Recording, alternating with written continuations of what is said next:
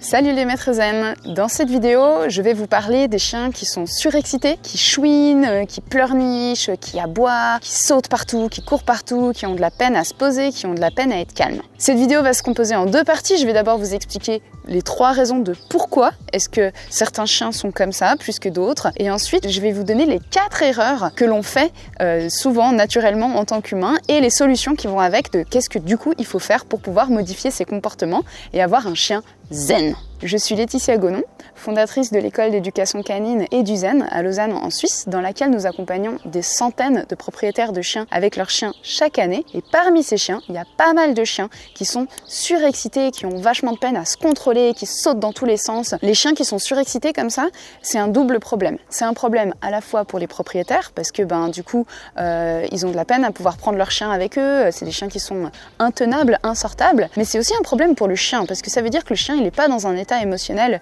qui est très agréable. C'est que le chien, il sort de ses gonds, il est complètement fou, il veut faire ci, il veut faire ça, il veut aller à droite, il veut aller à gauche, il est frustré parce qu'il obtient pas ci, il veut tirer sur sa laisse, etc.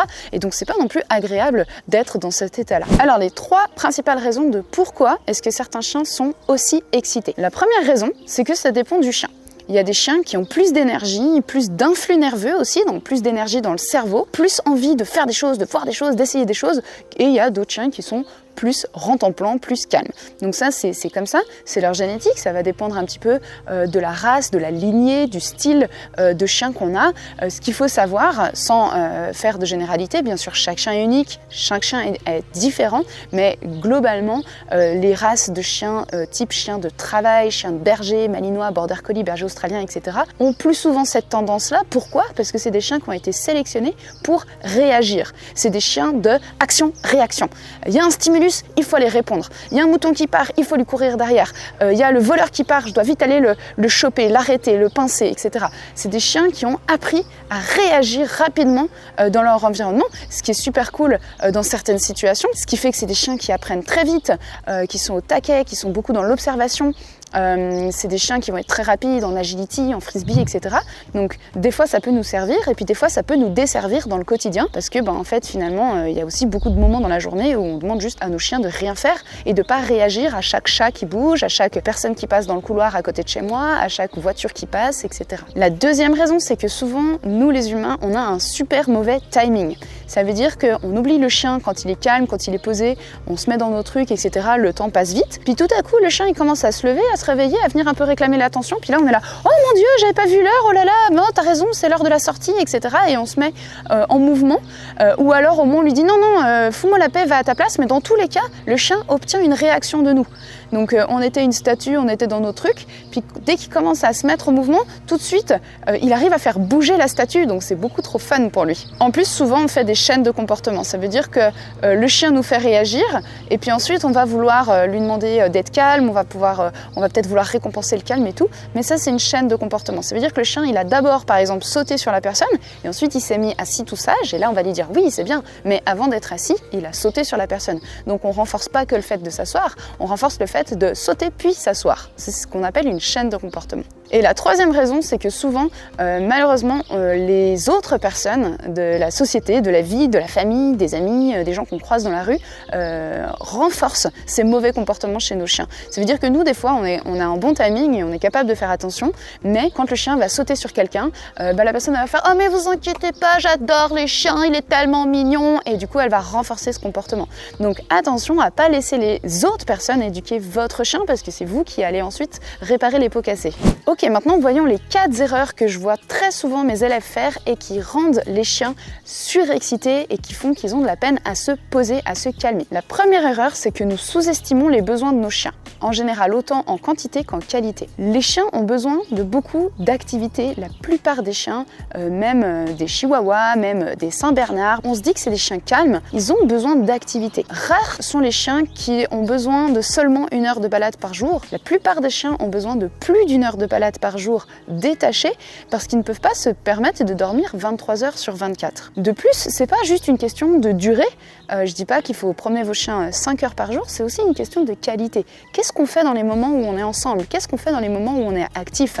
Parce que si le chien, pendant la balade, il court dans tous les sens, comme un surexcité, sans jamais vous regarder, sans jamais vous écouter, sans jamais faire attention à vous et qui réagit au moindre stimulus, c'est pas une chose de qualité. Ou bien, si vous allez 30 minutes jouer à la balle avec votre chien ou au frisbee avec votre chien et que pendant 30 minutes, le chien il court, sans réfléchir, sans se contrôler, sans rien, puis qu'il a la bouche grande ouverte, puis c'est trop bien, le bal, c'est trop bien. Bah, ça va juste rendre vos chiens tout aussi excités et réactifs au stimulus. Ça leur apprend pas à se contrôler, à se canaliser, à attendre, à patienter, etc. Et ça, c'est des compétences qu'on a envie d'apprendre à nos chiens. Donc, la solution à cette première erreur, c'est de dépenser nos chiens correctement.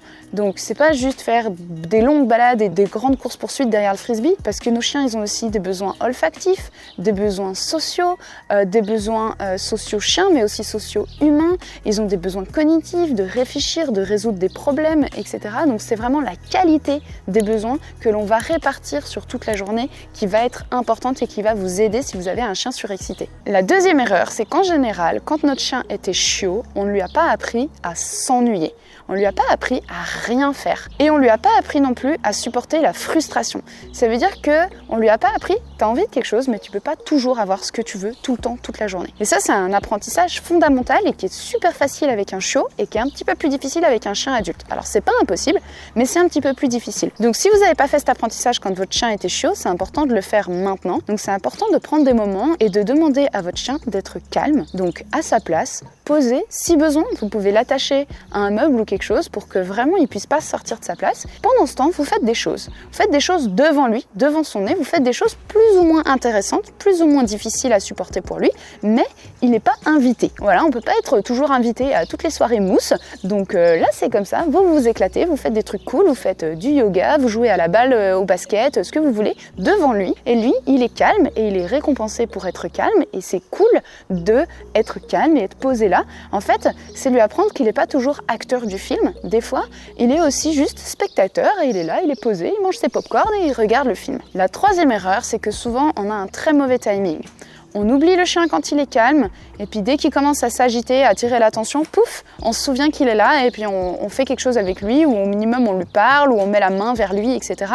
Et du coup, on renforce ces comportements d'excitation, et on renforce le fait que le chien vient stimuler l'humain régulièrement. Donc pour changer ça, il faut changer nos habitudes, c'est pas toujours facile, mais il faut se rappeler qu'on doit aller voir notre chien quand il est calme. Quand le chien il est calme, il est posé, il est tranquille, même quand il dort, alors je dis pas attention qu'il faut le surprendre et le toucher quand il dort, hein, ça c'est une erreur à ne pas faire, mais dès que mon chien il est calme, etc., je peux à ce moment-là dire tiens, on va faire une balade. Donc mon chien il dort et moi je vais vers la porte d'entrée puis je lui dis tu viens, on va faire une balade. Et boum, le chien il se dit waouh, quand je dors, elle me propose des balades ou elle me propose des jeux ou elle vient me faire des câlins quand je suis calme, etc. Et pas uniquement quand le chien il demande de l'attention, voire même au contraire, quand il est calme, c'est les moments où je lui propose des trucs cool et quand il réclame de l'attention, je vais aux toilettes, je change de pièce, je lui donne pas d'attention à ce moment-là. La quatrième erreur, c'est qu'en général, on n'a pas appris à nos chiens à demander les choses poliment. On n'a pas appris à nos chiens un comportement par défaut.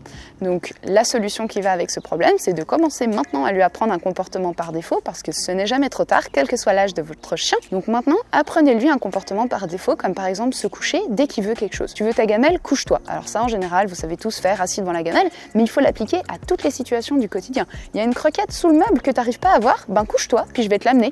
Au lieu de gratter, de t'exciter, d'aboyer, etc., couche-toi et elle va apparaître.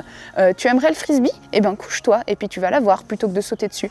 Et puis je vais même aller chercher le truc un peu plus loin, c'est que je vais commencer à stimuler le chien, je vais lui mettre le frisbee sous le nez, je vais lui mettre de la nourriture sous le nez, je vais lui montrer des trucs super cool, je vais lui faire « Ah, salut toi, tu veux me dire bonjour ?» Et il doit rester couché pour obtenir ce qu'il veut. Voilà, j'espère que ces 4 conseils vous auront été utiles si vous avez un chien excité, et d'ailleurs je vous encourage aussi à les appliquer si vous avez un chien qui n'est pas encore excité pour pas qu'il le devienne.